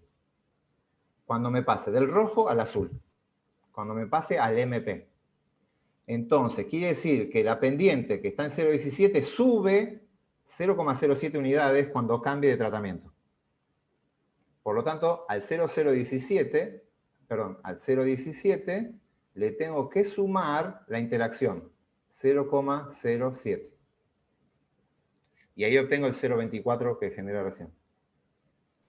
Ok, perfecto, gracias. Eso es, volvemos al ejemplo original de regresión múltiple de una quali con una quanti. Repasen STP. Acá es exactamente lo mismo. ¿Por qué es lo mismo? Porque estoy en escala logit. Cuando pase a la escala variable de respuesta, esto va a cambiar. Sigo en escala Logit. ¿Bien? Escala de predictor lineal. La otra gran ventaja, que si trabajo en escala Logit, es que acá están los BJ. ¿Qué son los BJ? Los efectos de los individuos, el efecto aleatorio, la variable de efectos aleatorios que agregué, que es los individuos. Y como lo hice en el intercepto aleatorio, fíjense que acá se ve bien, las pendientes, cada una de estas líneas es un paciente. Debería tener 150 líneas acá. Acá están los que recibieron el tratamiento con MP y sin MP. Todos los pacientes están acá. Las pendientes de todas estas líneas son paralelas. ¿Por qué? Porque yo le dije al modelo, solamente sumame un BJ. Por lo tanto, como solo sumó en este sentido, en la variable respuesta que acá es en escala Logit. Hay pacientes que tienen alta Logit y pacientes que tienen bajo Logit de la probabilidad de mejorar. Pero las pendientes, es decir, el efecto de todo del tiempo, por ejemplo, es constante para todos. Eso está acá. Son estos BJ que están acá. Y esa variabilidad es la que va a absorber el efecto aleatorio. Y me va a hacer que mi error se achique bastante, con el cual voy a probar todos los otros factores. De vuelta, esto es la clase del día 4. Efectos aleatorios del día 4. Lo que vimos recién era el día 2. Y hoy estamos juntando todo eso. En esta escala funciona exactamente igual que lo que vimos antes. Bien, voy a seguir avanzando. Voy a cambiar de escala. ¿Qué pasa si a todo esto, le aplico un exponencial, la inversa del logaritmo? Se va este log, esto queda e a la todo esto, y me queda esto en escala de odds. Así que estoy en escala de odds. Ahora aparece directamente el odds acá, y aparece el e a la todo esto. Así que estos hay que transformarlos, estos estimadores. Este es el estimador tal cual como me salió en la salida anterior, que están en escala Logit. Entonces, ¿qué pasa? Acá está señalado el efecto de la edad.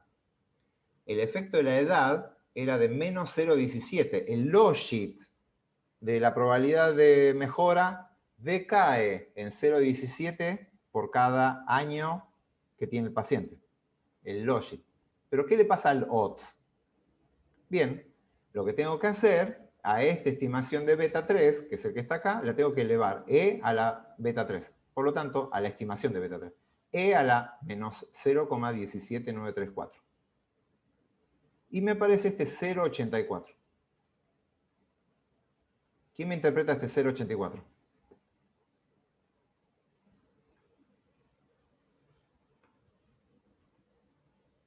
¿No es la probabilidad de mejora sobre la probabilidad de no mejora? Es el odds de aumentar un año de vida, de cumplir años, básicamente.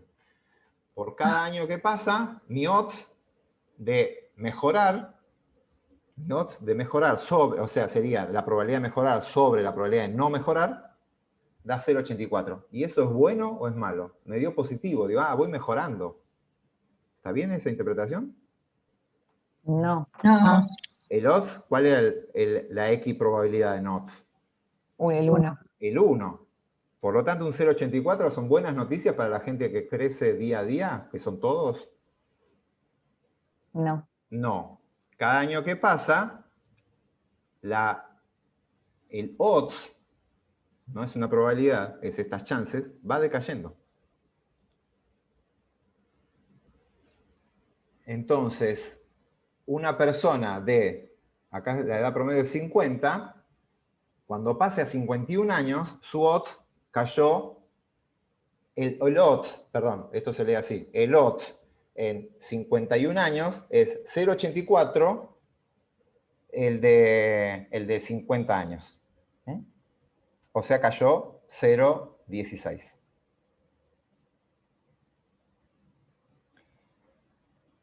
Es decir, que cayó un 16%. ¿Estamos hasta ahí? Esto es complejo, pero es lo mismo de la clase pasada. Esto estamos en odds. ¿Cómo se interpreta un logit? ¿Cómo se interpreta un odds? Hago una aclaración. Esto es igual a la clase pasada, pero simplemente acá tengo que ser muy preciso en decir un sujeto que cumple años, un sujeto típico, cuando cumpla años, su odds va a decaer un 16%. Por cada año que cumple. Su odds de mejorar sería. Pero bien, el odds de Ah, mejorar, estaba por porque acá preguntar estamos eso mismo. modelando la mejora, ¿no? Quedó claro eso, ¿no? Porque por eso es malo que decaiga. Y esto es manteniendo constante todas las otras. Que sería independientemente de qué tratamiento recibió, su edad, etcétera, etcétera. ¿Por qué podemos decir que es independiente de todo eso?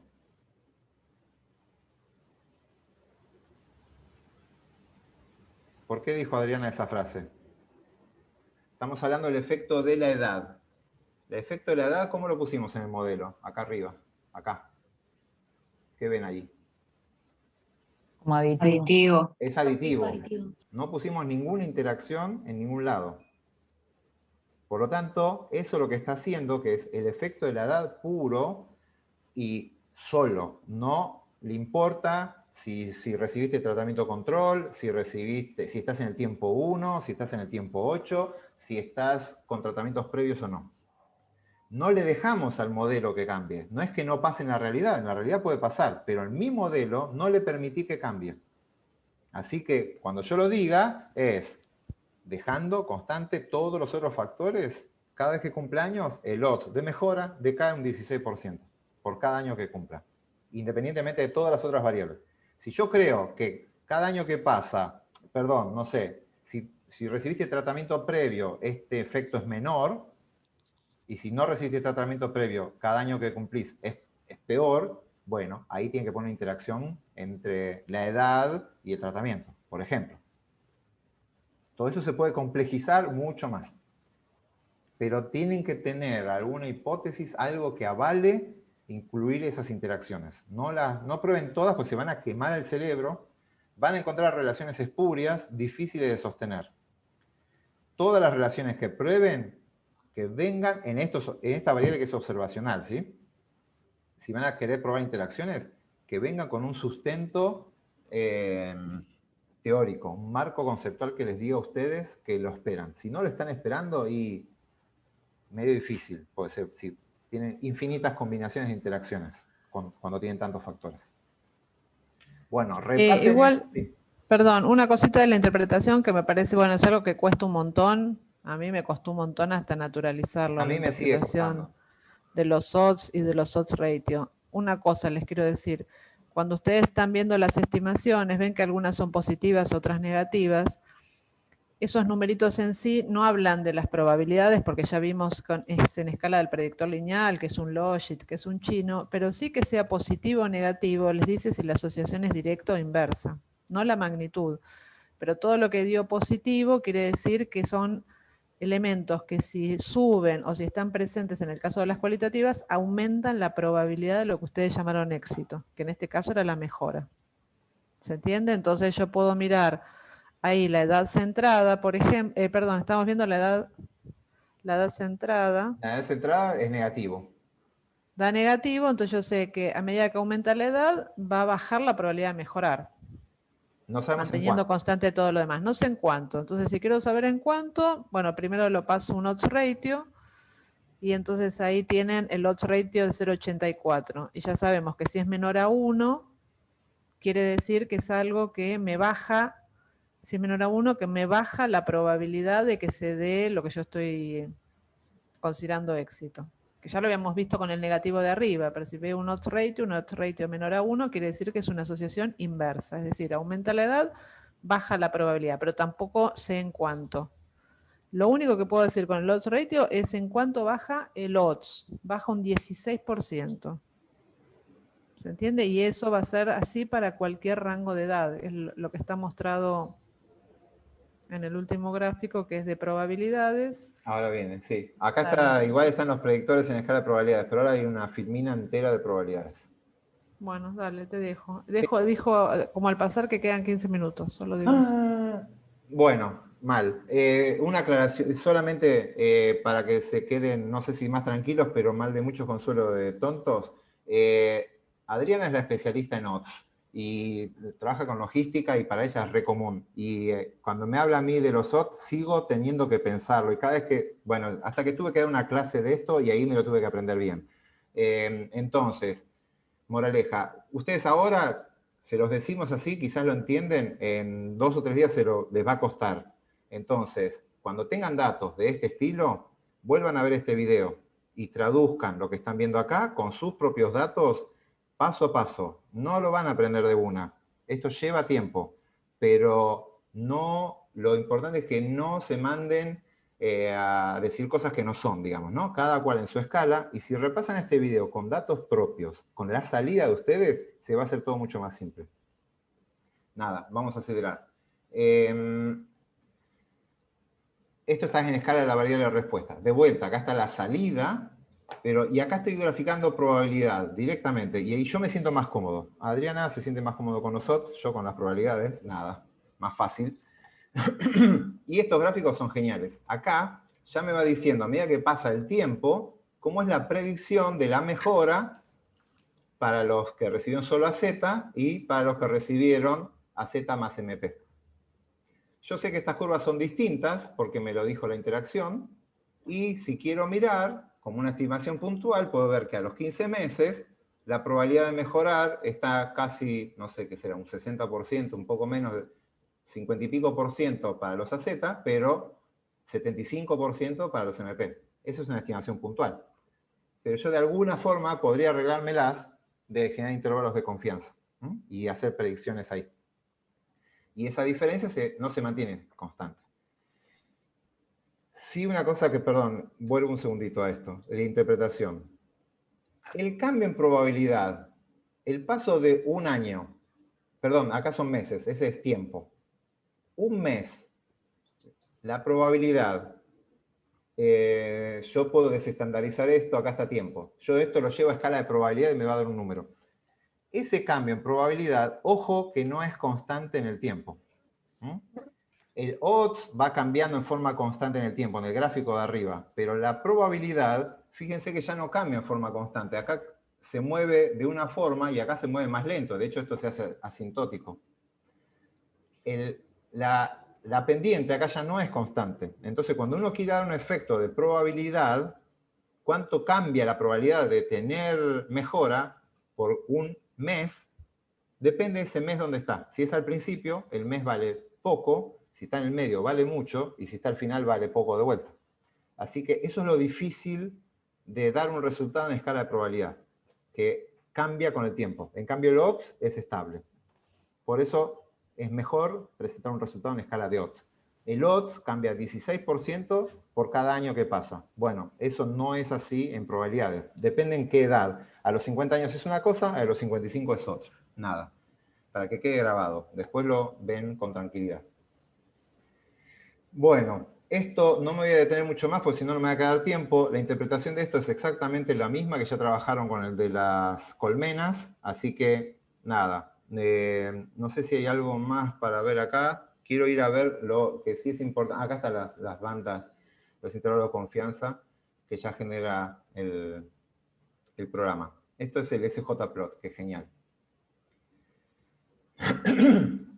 Bueno, el que vimos era condicional.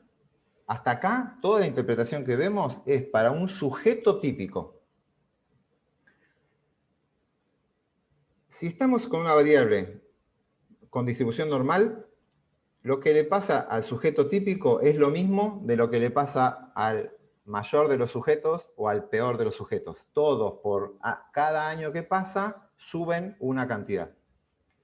Cuando la variable no es normal y tiene una función de enlace, ese paralelismo, perdón, vuelvo para atrás, solo lo tienen en escala de predictor lineal. El efecto aleatorio es paralelo en escala de predictor lineal. Hay sujetos con altas chances, alto logit, y sujetos con bajo logit. Pero el efecto de la edad es el mismo para todos los sujetos. Cuando me voy a escala de la variable de respuesta, ya no hay forma de haber paralelismo acá. No es que tengo sujetos paralelos. El sujeto de alta probabilidad no puede ser paralelo al de baja probabilidad. ¿Por qué? Porque todos se juntan en 0 y en 1. Así que no puede haber rectas paralelas acá, en una distribución logit. Por lo tanto, lo que puedan hablar de sujeto típico, quizás seguro, no va a ser lo mismo que para el peor de los sujetos o para el mejor de los sujetos. Es lo que le pasa al sujeto típico, el que tiene efecto aleatorio 0. Todo lo que vemos acá es para un sujeto con efecto aleatorio 0. Y eso es lo novedoso de trabajar en un mixto generalizado. Voy a adelantarme un segundito, voy a pasar varias filminas para que lo vean en este gráfico, que es medio un chino, pero quiero que lo vean porque nos va a interesar. Esta que está acá, perdón, hay demasiada información junta, pero vamos a concentrarnos. Esto estamos viendo, por ejemplo, el efecto del tiempo y la probabilidad. Esto es en escala de probabilidad. El mismo grafiquito que vimos antes, pero solo un tratamiento acá. ¿Cómo cambia el efecto de la probabilidad de mejorar a medida que pasa el tiempo después de aplicarle el tratamiento? La línea negra es la que describe el modelo condicional. Es el sujeto típico. Pero el mejor de los sujetos, fíjense que tiene un comportamiento distinto. Decae antes, arranca más alto, y el peor de los sujetos no arranca nunca, y recién arranca el cuarto mes, y ahí sube rápido. Así que esta curva solo representa un sujeto que encima no existe. Es el que pasaría por el centro de todos esos sujetos. Entonces, ojo cuando después quieren hacer extrapolaciones a nivel de sujeto, por algún motivo quieren saber un sujeto mejor, el peor, el percentil tal, el percentil cual. Eso no es constante, que siga en la normal. Y el otro punto importante de todo esto es que si quieren agarrar al promedio de la población, una cosa es hablar de un sujeto típico y otra cosa muy distinta va a ser hablar del promedio de la población, si quieren trabajar a nivel del promedio de la población. Cuando promedien el efecto de todos los sujetos de una población, ya la curva promedio, por cuestiones matemáticas de la no linealidad de la logit, la curva promedio es esta roja que está por acá, que es distinta a la del sujeto típico, la cual es distinta a la de cualquier sujeto elegido al azar. ¿Se entiende la complejidad de lo que estoy diciendo? Tienen que ser muy cautos a la hora de informar sus resultados. Si eligieron trabajar con un modelo condicional, sujeto específico, lo que están describiendo con el summary es el comportamiento de la línea negra que está acá.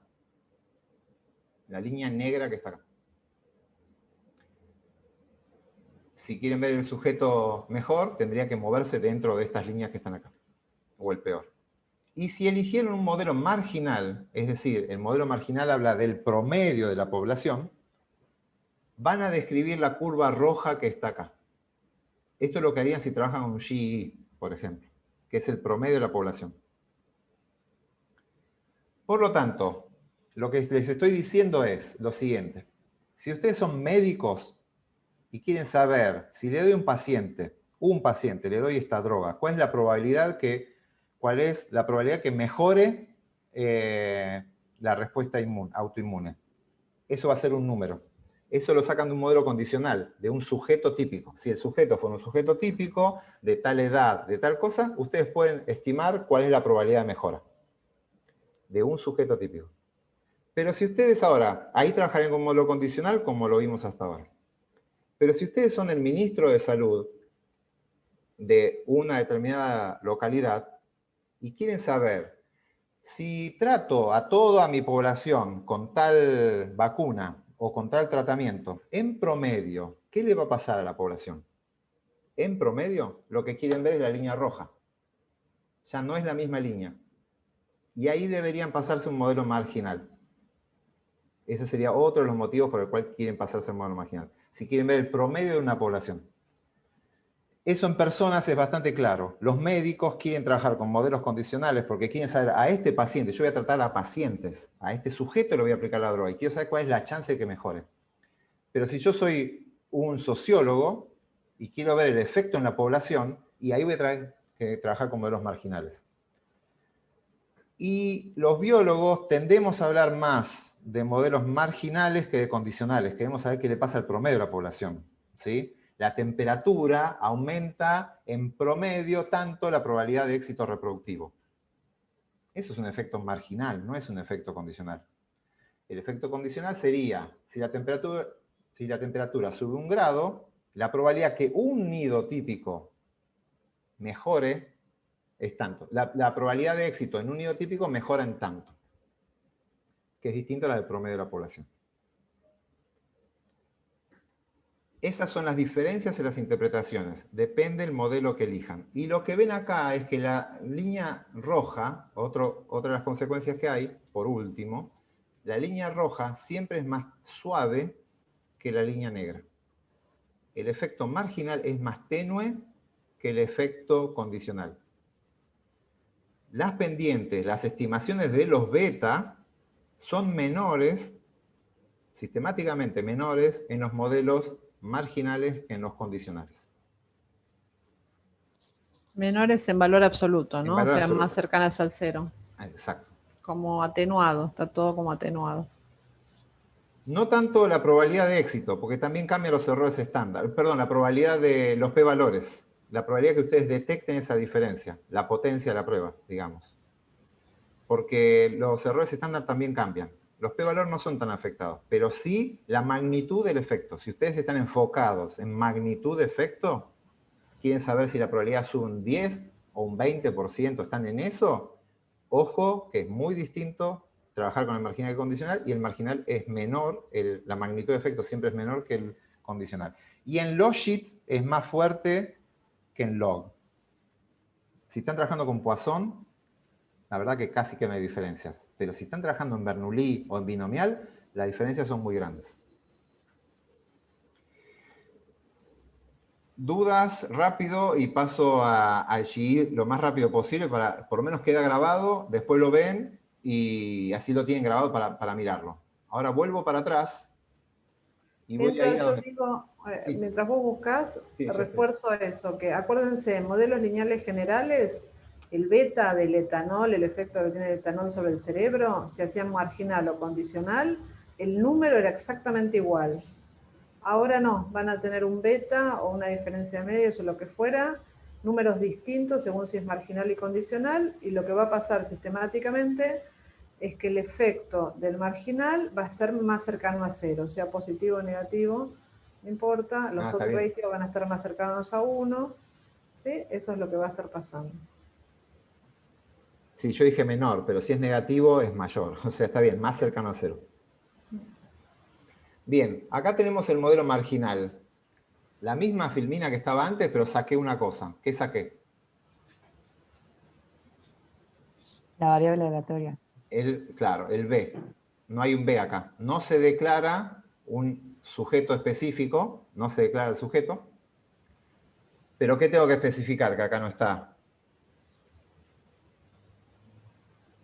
La correlación. La estructura de correlación. Exacto, tengo que especificar de alguna forma una estructura de correlación. Así que los modelos generalizados marginales, que son estos GI, yo tengo que decirle cuál es la estructura de correlación que voy a usar.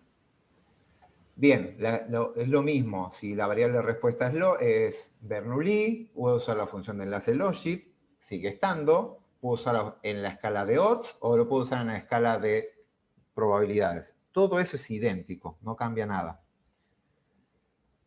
Los modelos estos marginales sí van a hablar del promedio de la población. El resultado que obtenga este beta 2 es para el promedio de todos los sujetos, la estimación del beta 2 que voy a hacer. Y lo otro que tiene que son un poquito más, computacionalmente más simples, corren siempre, no suelen tener problemas de convergencia. No están basados en verosimilitud, usan una cuasi verosimilitud. En vez de trabajar sobre la verosimilitud de los datos, trabajan sobre la verosimilitud de los predichos. Los datos es otra cosa.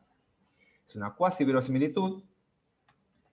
y tienen todas las estructuras, las clásicas de correlación que tienen. Simetría compuesta, autorregresivo, desestructurado, y no sé si hay alguna más por ahí dando vuelta. Otra aclaración. Son bastante robustos a errores en la especificación de la matriz de correlación. Si era simetría compuesta y ustedes pusieron autorregresivo, el modelo es bastante robusto, las estimaciones de los parámetros son bastante robustas a una selección incorrecta de la matriz de correlación. Así que no se preocupen demasiado en eso. Igual, ahora les muestro cómo eligen. Por esto que les digo, tienen estimadores de varianzas robustos. No importa, no me voy a meter en esto. ¿Qué más? Como no estiman verosimilitud, no tienen log likelihood, por lo tanto no tienen A y C y B y C. Así que B y C y A y C desaparecen y ya inventaron un Q y C, que es un quasi likelihood, una quasi verosimilitud, que es un indicador de aproximado de la verosimilitud del modelo penalizado por la cantidad de parámetros. ¿Qué ventaja tiene esto? Que puedo comparar modelos.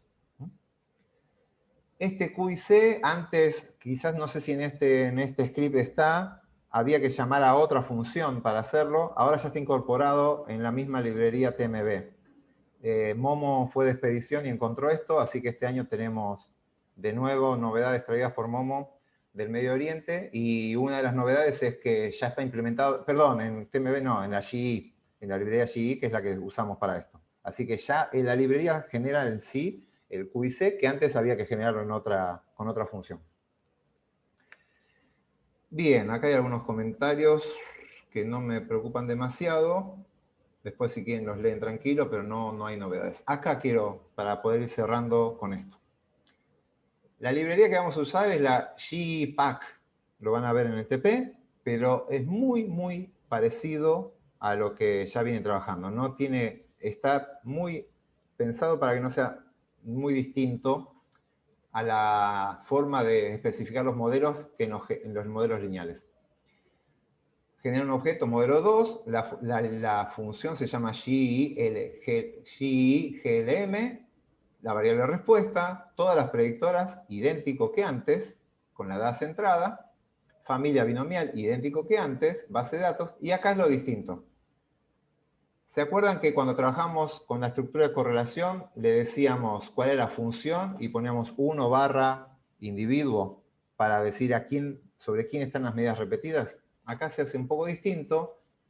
Generan una nueva funcioncita que dicen quién es identificame al individuo, básicamente a quién le estás haciendo la medida repetida, y ahí ponen a los individuos.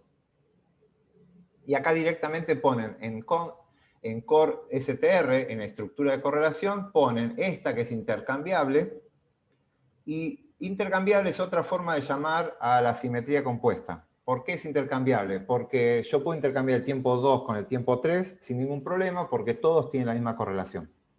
Entonces, simetría compuesta asume que los ρ eran los mismos, entonces yo puedo intercambiar este ρ, lo puedo pasar de la 1,2 a la 1,3 sin ningún problema. Por eso lo llaman intercambiable. Nada, cuando vean intercambiable le están diciendo simetría compuesta.